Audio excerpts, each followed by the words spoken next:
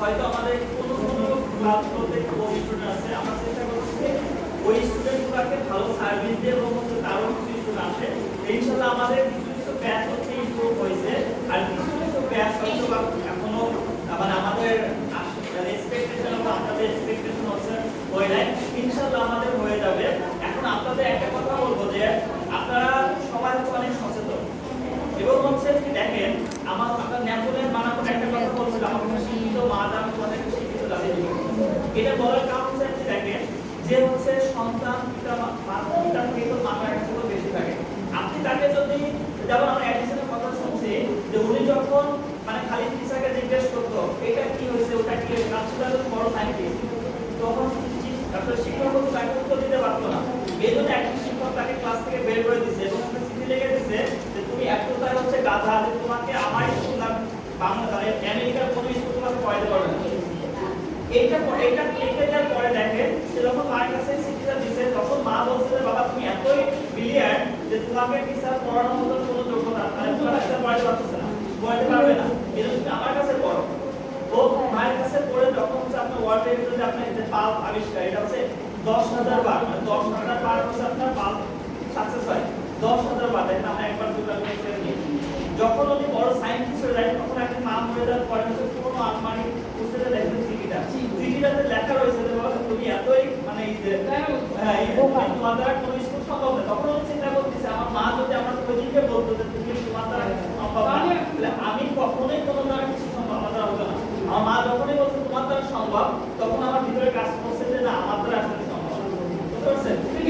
হ্যাঁ এই জন্য আপনাদেরকে বলি যে আপনাদের আসলে সবার আল্লাহ সবাইকেই মেধার সমান দিয়েছে। কেউ হচ্ছে ওটা প্রপার ইউজ করে, কেউ প্রপার ইউজ করে না, কেউ হয়তো ধীরে ধীরে প্রপার ইউজ করে। একটা স্টুডেন্ট আপনি দেখেন যে হয়তো এসএসসিতে আমি দেখে আসছি যে আপনার ঢাকা ইউনিভার্সিটির মতো ইউনিভার্সিটিতে গোল্ডেন ক্লাস চান্স পায় না বাট 3.5 চান্স পায়। হ্যাঁ তাই দেখেন কথা কারণ কেন সে গোল্ডেন ক্লাস পায় না আমি কি না বাট অনেক সময় আছে মেধা আছে 1 2 3 4 অনেক হচ্ছে ইন্টারমিডিয়েট অনেকে বড় হয়ে দেখেন মেধা তাদের বিকশিত হয়।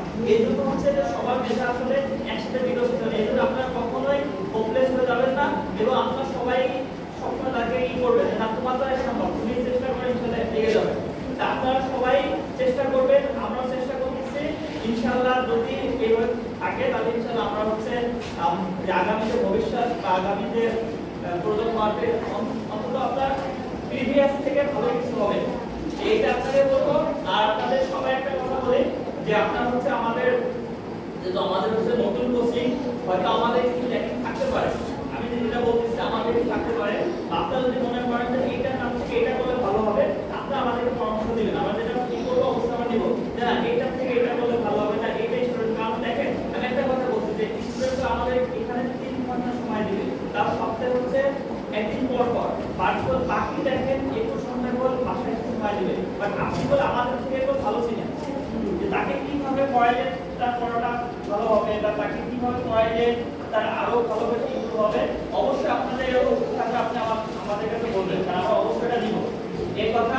আর আপনারা সবাই হচ্ছে অবশ্যই আপনার বাচ্চাগুলোকে শুধু যে এ প্লাস পাইতে হবে গোল্ডেন এ প্লাস পাইতে হবে এগুলো চাপাই না দিয়ে তাদেরকে একটা শিক্ষা যে তোমার কেমন মানে প্রকৃত শিক্ষা অর্জন করতে। আমাদের বাংলাদেশে আমি মনে করি যে 99% স্টুডেন্ট জানে না যে শিক্ষার মূল উদ্দেশ্য কি। তারা একটা জিনিস জানে শিক্ষার মূল উদ্দেশ্য হচ্ছে একটা বড় চাকরি করব জীবন চলে যাবে। আসলে শিক্ষার মূল উদ্দেশ্য এটা না।